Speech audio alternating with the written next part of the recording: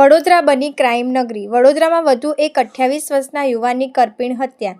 કલાલી વિસ્તારના પ્રસંગમાં ગયેલા ગિરીશ ભાલિયાની છરીના ઘા મારી હત્યા કરાઈ. જૂની અદાવતે આરોપીઓને ગિરીશની હત્યા કરી. પત્નીની સામે જ હત્યા કરતા ચકચાર. કરણ અને દર્શન મારવાડી નામના શખ્સો પર હત્યા કરવાનો પરિવારનો આક્ષેપ. માતા પિતાએ એકનો એક પુત્ર ગુમાવ્યો. દીકરીએ પિતાની છત્રછાયા ગુમાવી. પોલીસે હત્યાનો ગુનો નોંધી વધુ કાર્યવાહી હાથ ધરી. વોન્ટેડ આરોપીમાંથી એક આરોપીને અટાદરા પોલીસે ઝડપી પાડ્યો હતો અને બીજો આરોપી હજુ પણ વોન્ટેડ છે. 3/6/2026ના રોજ મોડી રાત્રે એટલે કે લગભગ 2:30 વાગ્યાની આજુબાજુ છે આ ઘટના બનેલી હતી, જેમાં પૂજા જે ગિરીશભાઈના વાઇફ છે એમને ફરિયાદી છે. એમની ફરિયાદમાં જણાવ્યા અનુસાર કે દર્શન કિશન મારવાડી અને કરણ કિશન મારવાડી છે કે ત્યાં માતાજીનો માંડવો હતો ત્યાં આવેલા હતા અને આ પૂજા અને ગિરીશભાઈ પણ ત્યાં માતાજીનો માંડવો છે ત્યાં ગયેલા હતા અને દર્શન અને કરણ છે એ ત્યાં આવી અને ગિરીશભાઈને ચાકુનો એક ગંભીર ઘા મારેલ હતો સાથળ પાસે અને ગિરીશભાઈ છે એમનું ત્યાં જ મરણ ગયેલ હતું.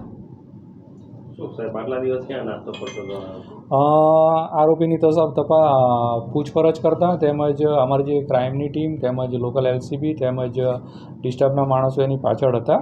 તો આરોપીના જણાવ્યા મુજબ કે એનું જે ટ્રેસિંગ થતું હતું કે પહેલાં શરૂઆતમાં એ પાદરા ભાગી ગયો, પાદરાથી પાછો ખોડિયારનગર ગયો, ખોડિયારનગરથી વાપી ગયો અને વાપીથી મુંબઈ ગયો હતો. ત્યાં અલગ અલગ જગ્યાએ રોકાયો હતો અને ત્યાંથી પછી પાછો એ નહીં થયું તો વડોદરા આવતું હતો તો વડોદરા કપૂરાઈથી અહીંયાથી અને ક્રાઇમ બ્રાન્ચની ટીમે પકડેલ છે. સર, આમાં 2 આરોપીઓ છે. એક આરોપી હાલ પણ વોન્ટેડ છે, પણ જે આ આરોપી છે આને કોઈ ગુનાહિત ઇતિહાસ છે? આ જે આરોપી છે દર્શન કિશન મારવાડી છે એના ઉપર અલગ અલગ પોલીસ સ્ટેશનમાં પ્રોહિબિશનના અલગ અલગ ગુનાઓ નોંધાયેલા છે. એટલે લિસ્ટેડ બુટલેગર છે? હા, લિસ્ટેડ બુટલેગર છે. જે દિવસ આને આ મર્ડર કર્યું એ દિવસે નશાની હાલતમાં હતો? ના, એવા કોઈ પણ પુરાવા જે છે અમને મળેલ નથી ને આજુબાજુવાળાએ બી કોઈ બી જણાવ્યું કે નશામાં છે. બીજો આરોપી પકડાયો નથી? બીજો આરોપી છે આના જણાવ્યા મુજબ જે તે વખતે છે સુરત ઉતરી ગયો છે અને મારો રોલ નથી, હું પોલીસમાં હાજર થઈશ કે પોલીસમાં જઈશ એ રીતે કરીને ત્યાંથી ગયો છે. એને અમારી ડિસ્ટર્બની ટીમ, LCBની ટીમ અને ક્રાઇમ બ્રાન્ચની ટીમ છે એની પાછળ લાગેલી છે અને જલ્દીમાં જલ્દી આ જે બીજો આરોપી છે એને પકડી અને આગળની કાનૂની કાર્યવાહી કરવામાં આવશે. સાહેબ, હત્યા કરવાનું કારણ શું? હત્યા કરવાનું કારણ એવું છે કે 29/4 આ લોકો આમના કોઈક દહેગામમાં સગા સંબંધીને ત્યાં લગ્નમાં ગયેલા હતા અને ત્યાં લગ્નમાં જતાં આ પૂજાબેન છે અને આ દર્શન છે એની વચ્ચે કોઈક બન્યું છે કે કંઈક છેડતી કરી છે પૂજાની. દર્શને આ પૂજાની છેડતી કરી હતી અને તે વખતે ત્યાં પણ ખાસી બોલાચાલી થઈ હતી અને એ પછી અહીંયા આવીને આ લોકોનો સમાજ છે, સમાજમાં આ દર્શનને આ લોકોએ માફી મંગાવડાવી હતી અને એમાં એનું અપમાન થયેલું એવું લાગતું હોય એની અદાવત રાખી અને એણે જે તે દિવસે આ ગિરીશ છે એની હત્યા નિપજાવી છે.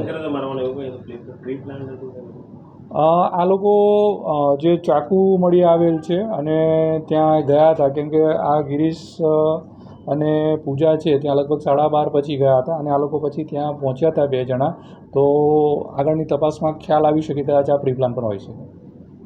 આ જે હત્યા છે એ આખી કઈ રીતે કરવામાં આવી સર? આખી જે હત્યા છે એનો ઘટનાક્રમ કઈ રીતે આવે અંજામ? હત્યાનો ઘટનાક્રમ આ જે ફરિયાદી છે એના જણાવ્યા મુજબ એવું કહે છે કે અમે લોકો 12:30ની આજુબાજુ છે ત્યાં માતાજીનો માંડવો છે ત્યાં ગયા હતા અને એ દરમિયાન પછીથી આ બંને પણ ત્યાં પહોંચ્યા હતા અને એમણે પાછળથી જ હુમલો કર્યો હતો અને ધારદાર ચપ્પુથી એને જાંઘમાં મારી દીધું હતું. નજરે જોનાર જે બંને જે છે ફરિયાદી અને બીજા એના પિતરાઈ ભાઈ હતા એનું કે ત્યાં અચાનક હુમલો કરી અને મૃત્યુ નિપજાવેલ છે. આમાં એકતરફી પ્રેમનું કારણ બની શકે? એકતરફી પ્રેમ હોય નહીં, એકતરફી પ્રેમનું એવું તેવું નહીં, પણ આ છેડતીનો બનાવ છે અમારી ધ્યાનમાં આવેલો છે.